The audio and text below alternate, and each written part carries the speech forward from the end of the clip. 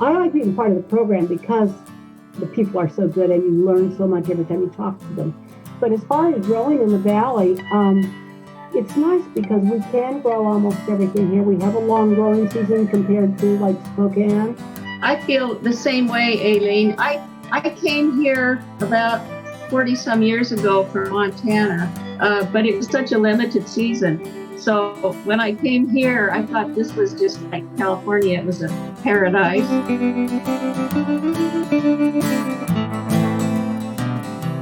This week we get ready for spring by talking to a couple gardening experts from the WSU Master Gardeners Program.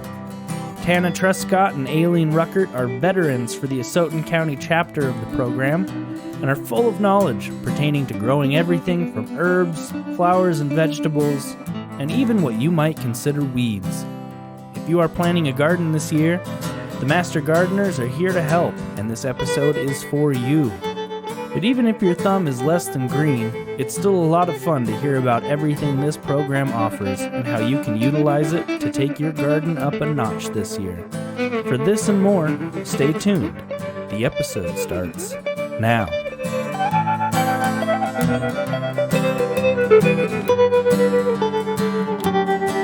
Hello, Tana Truscott and Aileen Ruckert. We've got a couple of WSU Master Gardeners with us. They're part of the WSU Master Gardening Program. Thanks for being with us. We're so happy to talk to you. Thanks. You're welcome. So let's see. I guess we should start off by saying how long have each of you been in the Master Gardening Program? We each went through the class in 2012. That was a pretty good sized class for us. Oh, really? 2012. So that's pretty good. It's been a little while now. And you guys, what is your role in the program now? Well, we're called veterans, and Master Gardeners meet monthly, and through the COVID, we meet on Zoom. So we have to keep at least 25 hours of not continuing education, but volunteering. So, we're there. We have a big role. We're there to help do research and education. There's a lot of different facets to it. And when I started the same time as Aileen in 2012, I guess I hadn't realized how complex it was and how many opportunities there would be in that gardening. And I think, Aileen, you probably feel the same way. Yeah, I was surprised at how much that this county does with so few members. We only have about between 25 and 30 members, and we are as active as some of the larger counties that have maybe 100 members. We have 2 school programs where we have educational programs with the 4th graders, and that includes nutrition training in the classroom and also hands-on planning out in the garden areas. We do that with Parkway and with Grantham. We also put on clinics from time to time, different places. We have tree clinics and rose clinics and weed clinics, and to educate the public. That's pretty much our aim in life, is to educate and to help people with their gardening questions. And we do that through farmers market booth we have, and we're there. We had been doing it once a month. Now we're going to be going to at least twice a month because we have more people now. And people can bring in their questions and we try to answer them. If we can't, we research. I think the important thing is people think that we are the experts, and that's definitely not true. We all have a lot of experience because most of us have been doing this most of our lives, and we have a passion for growing things. And so we have a lot of experience, but what we have are resources, a lot of it through WSU, to research and so that the answers that we give people and the information that we give out is all science-based information that we have done through the research, so that it's not, Aunt Edith's recipe for getting rid of slugs, with beer and whatever. Although I hear that might work. Well, nothing against Aunt Edith, but having that research to back it up is certainly helpful. Yes. And you've referenced several times here that it's through WSU, but as you mentioned before we started recording, it's through Asotin County, correct? Right. That's right. We work through the extension office here in Asotin County, out at the courthouse in the basement, and but we are under the umbrella of WSU and the university. And what's the demographic like for the Master Gardeners program? Is it a mix of all different walks of lives, or is it like mostly college students, or how does that work? Well, it's actually, is that all right if I go ahead, Aileen? Sure. There's a lot of retired people in it, but the last class that they had, which was January 2020, they did have a lot of younger people. And I think people assume that you have to be retired to do master gardening, but you don't. As long as you have a lot of interest in gardening and you want to share your time and you don't mind working maybe on weekends or whatever, young people are welcome. And there is a varied experience in that group. And what I like also about it is if we have an idea, if somebody has an idea, for instance, I'm thinking about John Freeman, who is doing the bees. He was interested in learning about bees through our program. He did some additional training at WSU, and he started the Valley Beekeepers here in the Lewis-Clark Valley. So he took an idea and ran with it. And there's always room for new ideas. You just send them through the committee, and with our spokesperson, Mark Heisteman, the extension, and all it takes is just a plan. So I do like that about the Master Gardening program. So what all entails being a Master Gardener? What is a Master Gardener? The first thing you have to do is go through the class. And the class, and I can't remember exactly how much it is now, but it's around $170. And it is about a 10 to 12 week class.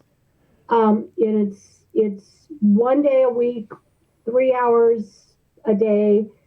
Some of that you get back when you become a Master Gardener. The first year you have to put in, I believe it's 40 hours. 40. Is it 30 now? It's 30 No, hours. it's 40. Okay. Go ahead, Tana. You can tell that then. Well, you have to have at least 40 hours of volunteer as an intern. The veterans have 25 plus 10 community Continuing education. Continuing education credits, yes. And this year it has been a little tough for the interns because of COVID, we haven't been able to get out and do in-person clinics, the information clinics and the school gardening. So they haven't had as much chance. But that's, and then after they complete the, 8 weeks or so of classes, then you have to take a test, but it's quite easy because it's open book and qualify for the Master Gardener program. So does that answer your question? Yeah. I just wasn't sure what the parameters were for being a Master Gardener, but does that apply in particular to like ornamental plants or plants that you eat or trees, or what is that? Is it all of them? It's all of them. Yeah, we cover everything. And when I had mentioned the fee that they have to pay, after they've been a master gardener and after the first year of them getting in their hours, their volunteer hours, then they get $70 of that back. So that helps a lot with the expense. But we cover anything that grows. We cover the soil it grows in. We cover the insects that irritate the heck out of us at times, and our plants. And we do weeds as far as identifying, controlling, clear up to trees, pruning and planting and every aspect of growing. Some people have different areas of expertise than others do. So, one person might be into trees, somebody else might be into roses, somebody else might be into growing vegetables. Tana does succulents and herbs. She's an excellent person to talk to about that. So everybody has kind of things they're really very interested in. And then we have, I think, a common interest in learning new things. I think that's the one thing that everybody that has gone through the program, in spite of, what age they are, where they came from, because we have accountants, we have foresters, we have, teachers, just everything. And the one thing everybody seems to have in common is that they want to learn new things. And so every time there's a class, everybody wants to take it. And one of the things that Aileen and I and others did when we first started, we volunteered for everything, didn't we, Aileen? Yeah. We tried it all, you have to do the plant clinics, but did all the information clinics.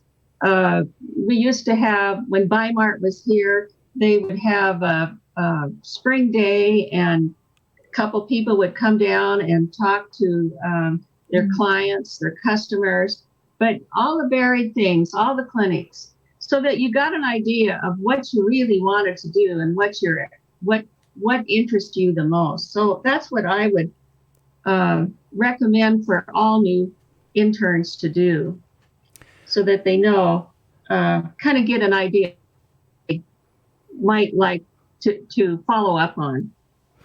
Well, you kind of answered my next question, which is if you guys do have certain areas that you're experts in. And so, Tanny, succulents and herbs, is there anything else you'd like to add to that list? And what are your kind of favorite succulents and or herbs to grow? Well, I'll start with herbs. I do have other things that I like to do in master gardening, but I have had an herb bed for many years, and I started succulents probably 3 or 4 years ago. But my favorite herbs are probably the culinary herbs, the Italian, like the lavender and the basil and the oregano, rosemary, borage for the bees. My husband kept bees. So and all the unusual herbs too. So I have a lot of those. And the succulents, I just started with a few, and now I have 2 small greenhouses. So I have one greenhouse just devoted to overwintering my many succulents. And they are really, because I propagate them from babies too, they're overwhelming. And one of these days I might start giving some away. But the other thing I like to do, and I wanted to spend a little bit of time, if that's okay with you, I help with the demonstration garden, and the master gardeners have beds, probably around 10 beds, and grapevines down at the community garden. Do you know where that is? Is that in Clarkston? Yes. Is that it's the in one over by Clarkston. the community college? Yes. Yes, it is. Walla Walla, right behind on Fair Street. So I've been in that for at least 6 years, maybe more. And so several of the master gardeners take any plant or vegetable or whatever they want to demonstrate, or something unusual that they haven't grown before, and they want to grow it in a 4x4 bed. That's what we have. And then demonstrate to the community, how to grow it. So right now I've been growing artichokes, started them in my greenhouse. Didn't know what I was into, but they grew and they're still alive. And I enjoy those during the summer. So the community garden has been down there at the present site for at least 6 years. And it has a board of directors.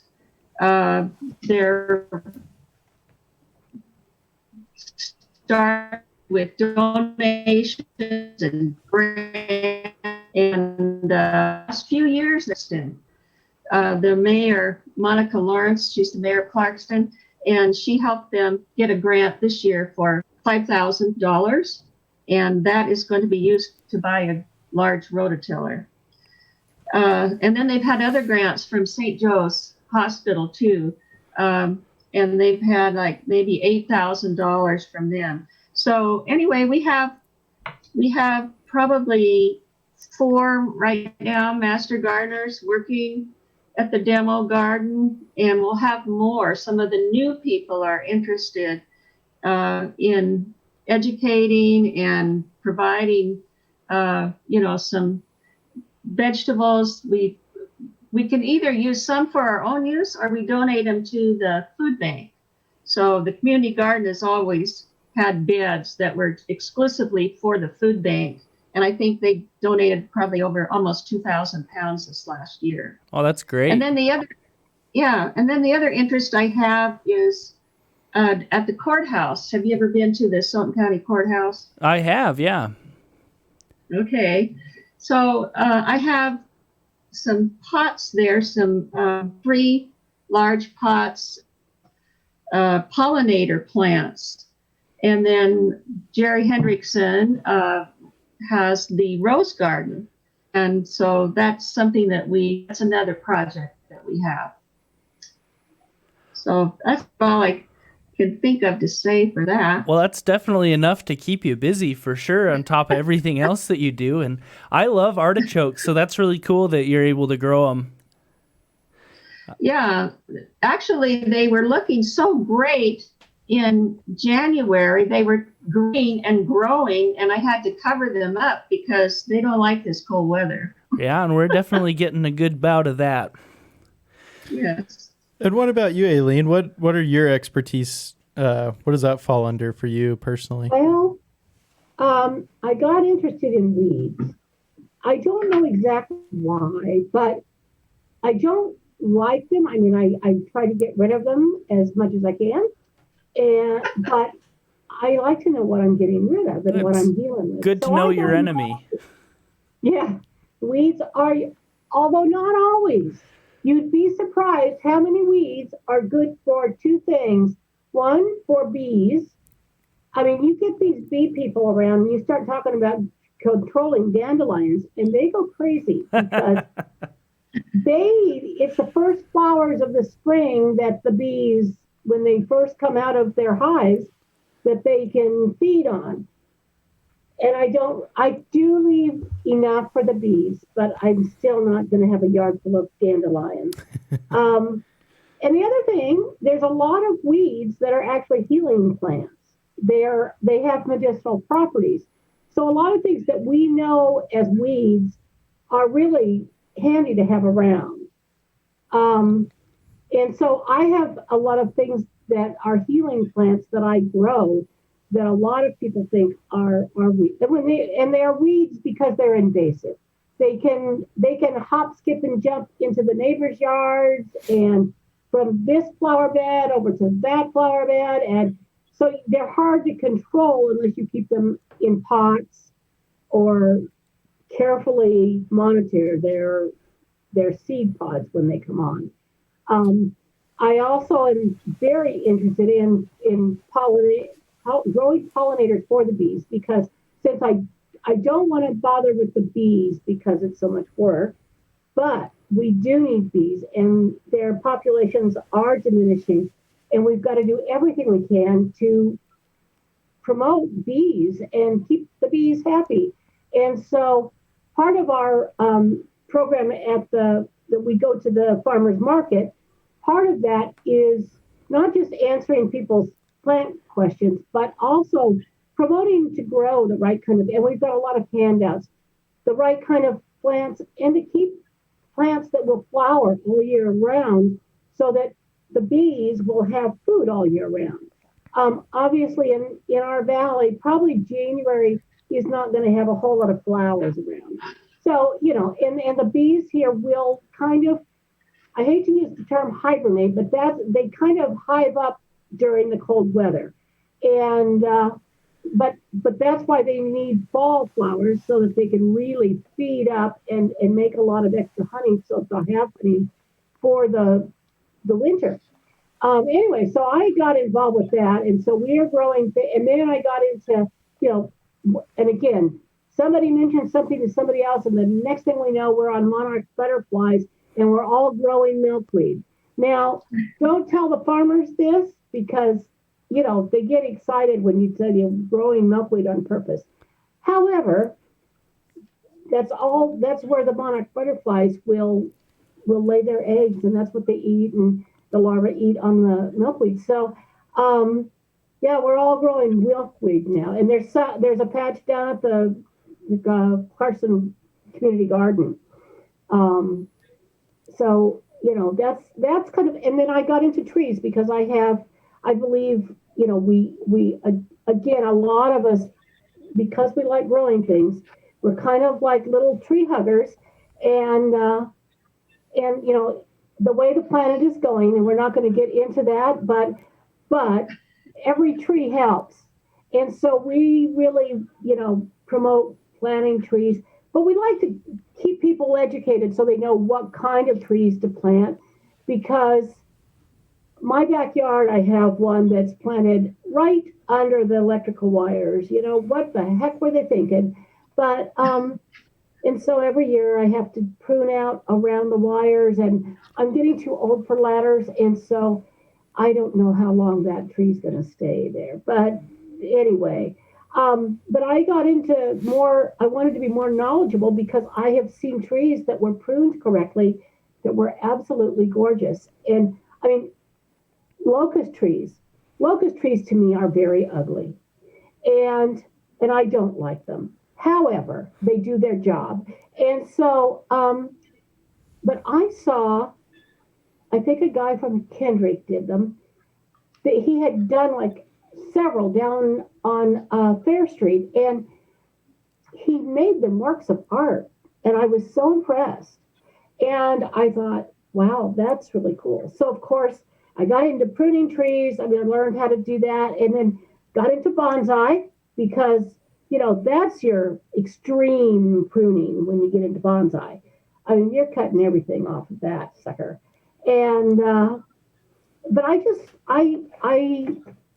kind of where my interest, kind of everything, but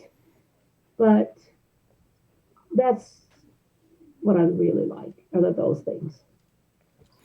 So as somebody that's, really into trees, what are some good trees to plant in our valley here?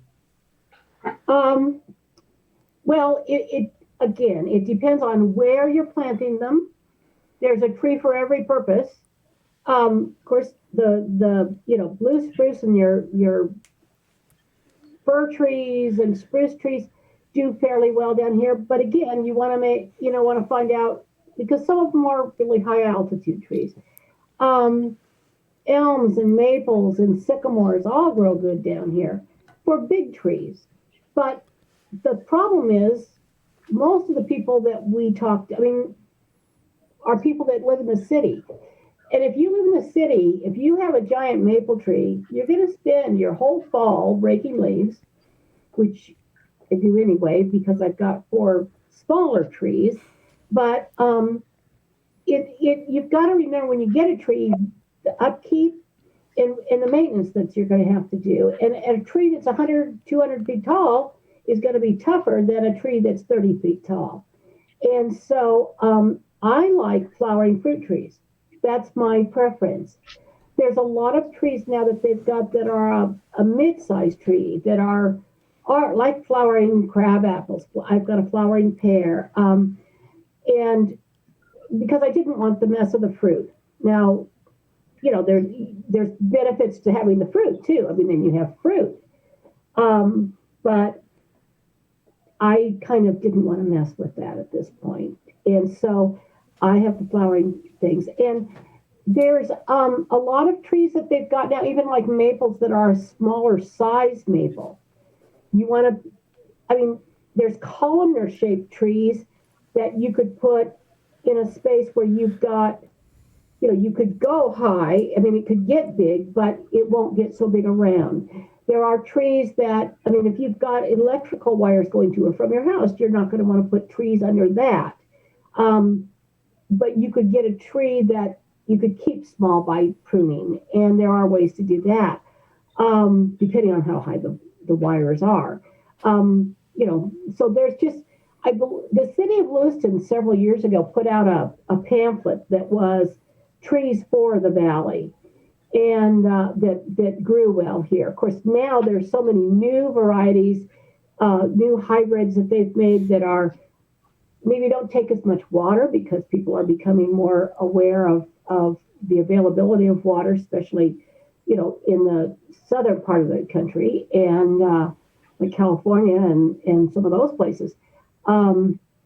Which right now isn't a good time to talk about it because we're all covered with snow and California's getting rain. And so right now they've got plenty of water. But, you know, trees are just a whole different thing in themselves. I mean, but they're fun. I mean, they're not hard to grow if you know what you're doing. And that's why we're here, is to help people with that. One thing I'd like to... Go ahead. One thing I'd like to add, we have an acre, and one thing, we do have a variety of trees, but it's really important also for wildlife, bees, birds, butterflies, to have shrubs. And we have a lot of shrubs, and one of our favorites that is easy to grow here and is elderberry. There's native elderberry. We have a blue elderberry. We have a red elderberry. And let's see, serviceberry. Serviceberry is very good. The dogwoods are good. But besides the trees, and it's interesting also in our plant clinics, seems like every year, the most questions we get is about trees, isn't it, Aileen? Yeah. And problems with blight or you know, that's one of the good services that the Master Gardeners do, is teach people how to plant trees, how to take care of them, and possibly using sprays or pesticides. But I do like the deciduous trees and the shrubs. So I just wanted to let you know that. No, that is really good. I know my neighbor has a cherry tree, and if we don't get the cherries in time, they just get filled with worms. Mm-hmm. Yes. Yeah. So I bet if I came to your booth, you might be able to give us some advice on that, I'm sure.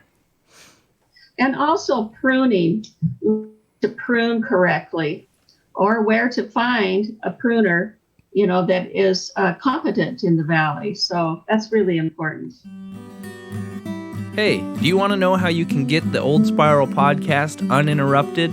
Check out our new Patreon account. From now on, you can get the same show you know and love without being interrupted by commercials. We would really appreciate the support, and if you would, head to patreon.com/oldspiralpodcast. Now back to the show.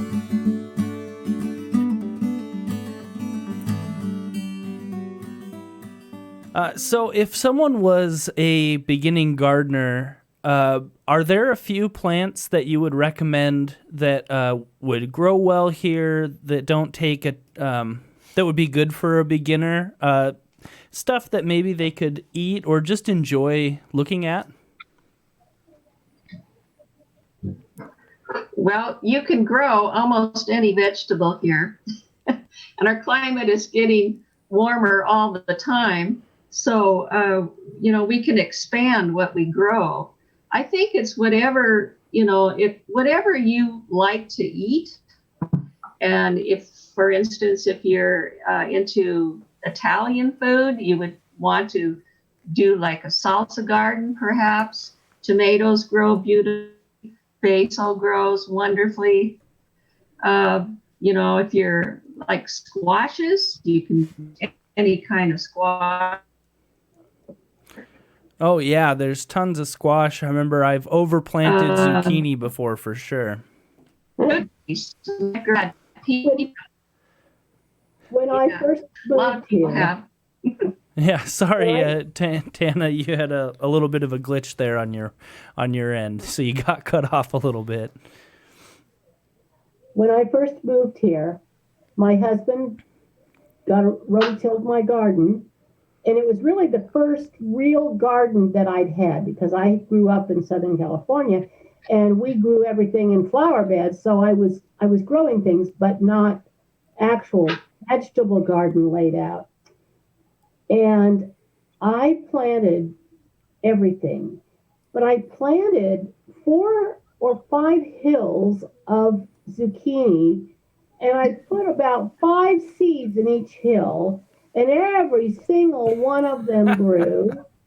So if somebody wanted to start with something that was pretty much foolproof, I would suggest zucchini for them. But be prepared to eat zucchini all year long. Yeah, I've done that. Yeah. Yeah. Stir fries, yeah, and zucchini bread. Yep. So you mentioned, Yeah. so you mentioned you do some work with students, like younger school-aged kids. What all is entailed in that? Well, with school gardening, start with soil. Like at Parkway, they have an entire, almost full year of a master garden going in 1 day a week. Actually, about 4 or 5 of them go in. And they start basically, and they even do some entomology. They do a lot of nutrition. They teach the kids how to plant. They each have a raised bed, or there's several raised beds at Parkway. And the children have their own little square. It's just a square, really. But they teach them how to transplant, how to plant. They show them why we have flowers for pollination in the garden to bring bees in. So it's from October until May, and they teach about trees. They'll do a field trip around their school. They grow things in their classroom. They do a lot with bugs and I can't remember the name of those little critters.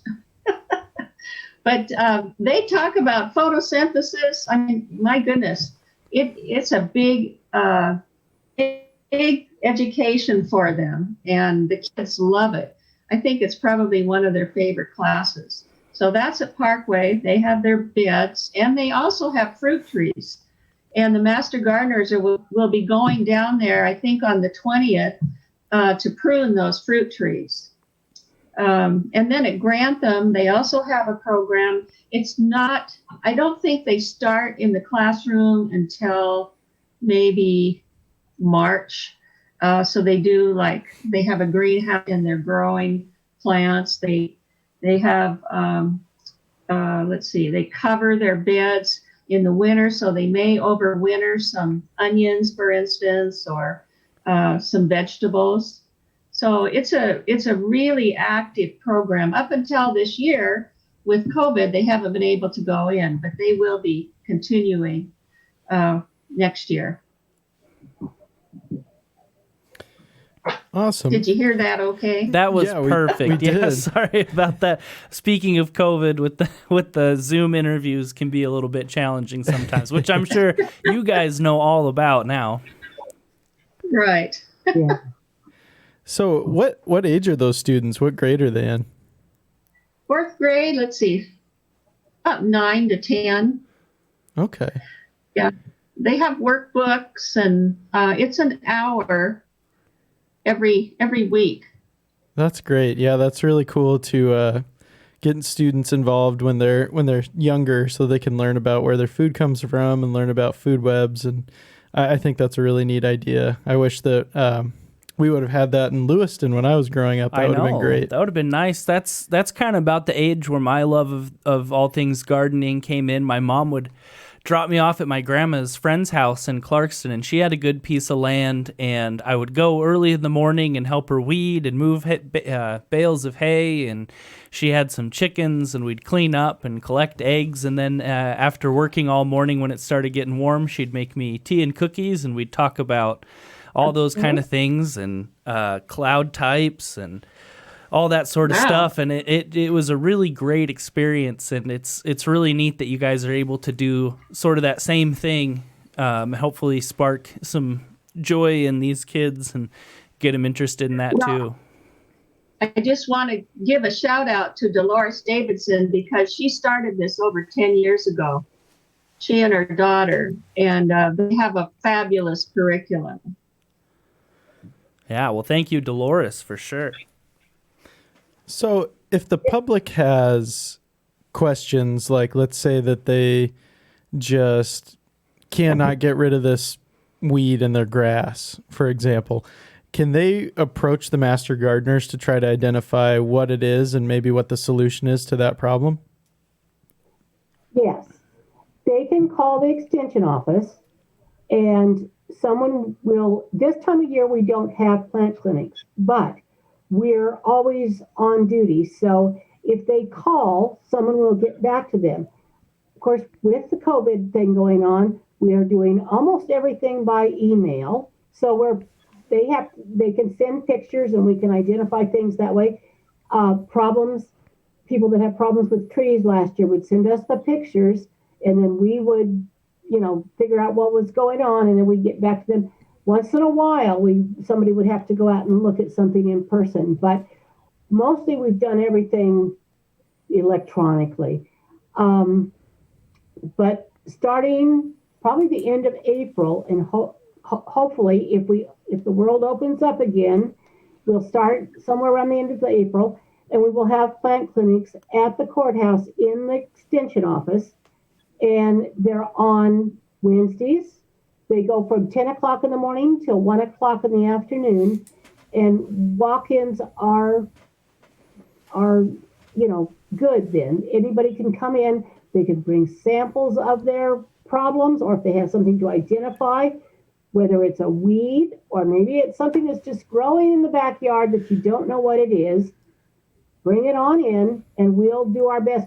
And insects. I mean, bugs too. We love bugs. We just really get excited. Well, some of us do. Well, yeah. Well, speaking of bugs, my business is in the fly fishing industry, and I've noticed since COVID came that there's been a real uptick in people getting into fly fishing because they're able to pursue their hobbies with the extra time that they have working from home.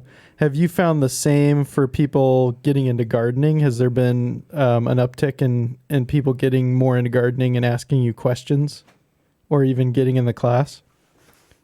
I think that's true. I think so. Yeah, I think that's true, but I think, unfortunately, where we're not out in the public, we're not at the farmers market this last year, we haven't been able to go to these places so that we could give people handouts and information on here's how to start your garden, or here's, how to read a seed packet, or, just the basics to get people started. We haven't been able to do that this last year, but hopefully that's what we'll be doing again soon. I'll have to say that a lot more people are interested in gardening because I've tried finding and also canning. Canning supplies just went out the window really fast. You couldn't find any really after July. So I think they do want to get out. It's something you can do safely, and you can grow your own food, and it just tastes so much better. So I definitely think there's been an increase in gardening. Whether it'll last or not, I'm not sure. Well, Yeah. hopefully it does. And that's what I wonder about fly fishing. We'll see. We'll see if their hobby lasts or not. I know I should have taken advantage of your program last summer. I have a new pear tree, and I think it got some sort of fungus, and it's really did a number on it. That is so typical, let me tell you. Well, that's what no question we get of fruit trees. Oh. We just have the climate, and we have had so many orchards in this valley, so things just, perpetuate. And if you don't treat your tree correctly, your neighbor has it, you spread it, it just goes on and on. So fruit trees, I think, are very challenging. Wonderful, you get the great fruit, but sometimes you just have to put up with the holes in the fruit. Maybe they still taste just as good. That's Yeah. a personal opinion. I've never had a problem eating around a hole. And worms in your cherries. Yeah, worms in the cherries too. Yeah. So, do interns in the program get hours through, like helping field those questions for the public about what those funguses are, or like working with the students in those school gardens? Oh, Yeah. yes. Okay. Yeah, that seems And, like a great way to get involved. And we tried something new this year. We're working so that each new intern has a mentor, so that each new person has a veteran master gardener to work with them. Now, this isn't that we're, joined at the hip, but we are there to answer their questions. We make sure that if they have a problem, if they don't know something, or, that we can help them along the path to get them going. That seems like a good way to go. I think that's good in anything that you try, is that when you start something new, you know yourself, for new hobbies, you find somebody that knows what they're doing, and you glom onto them because they have information and they will share. Because like fly fishing, if you like fly fishing and somebody comes up and expresses an interest in it, you're going to help those people out because that's what you like to do. Yeah, absolutely. So if you two want to have a bed community garden, if you're wanting to grow something, I can give you the phone number and the person to call. Would you like that? I would like that a lot. Yeah, that would be great.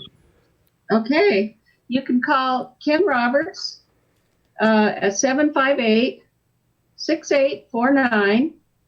A bed there, which would be a 4x10 bed, costs, I think, $20 for the season. And let's see, they supply the water. You just have to go down and water it. They'll supply all the tools for it, and even the seed. But if there's something special you want to grow, then you can grow your own or buy your own seed. So just a heads up. Yeah. No, that's great. Well, when would be a good time to get started with that? Well, I would say, I garden early. I start early. Some things like broccoli and cabbage can be started in the garden in March. So say March, April. If you can start as late as May, but you remember we're in a zone 7 climate, very hot in the summer. So that's why I like to get things started early. I already have kale and broccoli and cabbage growing in my greenhouse to start early this spring. Yeah, greenhouse would be a nice addition. Hopefully one of these years I'll have some time to start that project. That would be really nice. Yeah, I me can too. see you're a master gardener in heart. Oh, good. Tell that to my previous gardens. No, it would be awesome. I'd love to grow more of my own food, and I definitely would benefit from some guidance. And it sounds like having something having the program itself, but doing it at the community garden setting would be really useful. Mm-hmm. It's fun. Good. So if somebody wants to get involved in the Master Garden program, how would they go about getting started? They can call the extension office in Asotin. The number is 509-243-2009. Now, the problem is we only have classes every other year, so our next class won't be until 2022. But now would be a good time to start thinking about it. And, if you go ahead and call the extension office now and you talk to Janice, she's our person who does everything. She will get your name and number and put you on our mailing list so that you get all the information you need. Perfect. Something else that I'd like to mention is that we also do some classes. Okay, again, this last year we did not. We did them, but we did them electronically. But in the fall, we do what we call the Fall Garden Series. And we do things for home gardeners. And it's for the public. And usually they're like $5 a class, maybe. So that's something else we do. Great. Well, that's great information and great advice about how to get started. I had another question. Is there anything in particular that either of you really enjoy or something that's special about growing or being a gardener in this valley in particular? I like being part of the program because the people are so good and you learn so much every time you talk to them. But as far as growing in the valley, it's nice because we can grow almost everything here. We have a long growing season compared to like Spokane. It's whatever you can't get, you don't grow yourself, you can find at the farmer's market. And you're always finding new things to grow because the garden centers tend to keep up with that. And they're always coming out with, here's this next new wonderful thing you can grow. So, of course, we run right down there and buy seeds or plants. And, and the next year it has died. Oh, no, wait. Of course, they don't die. But, sometimes they do. So anyways, yeah, it's a good area as far as growing things, other than the heat in the summer that gets crazy and the hot winds. And I feel the same way, Aileen. I came here about 40 some years ago from Montana, eastern Montana, which is now about 38 below zero. And I wanted to grow things and I tried my hardest, but it was such a limited season. So when I came here, I thought this was just like California. It was a paradise. And I've tried growing many things that, like the artichokes, things that I never thought that I could grow, and the fruit. And the other thing I like about master gardening is you're with like-minded people, and they're very curious, and they want to know the answers to something. They enjoy research. So, it's just a plus. It's a win-win. I don't see, I think anybody that was really interested in gardening would love to be in this group. Well, have either of you tried the Cosmic Crisp apple? Yep. Yes. I have not had a chance to try that. WSU came up. They're this awesome. I eat them every day. Yeah. Where do you pick those? I'll ask you later. No, that's a new apple that WSU has come out with, and I've still not had one, and I'm looking forward to my first bite. They're wonderful. I have a whole bowl full on the counter right now. Awesome. Well, thank you so much for your time coming in and doing this with us. We really appreciate it. You're welcome.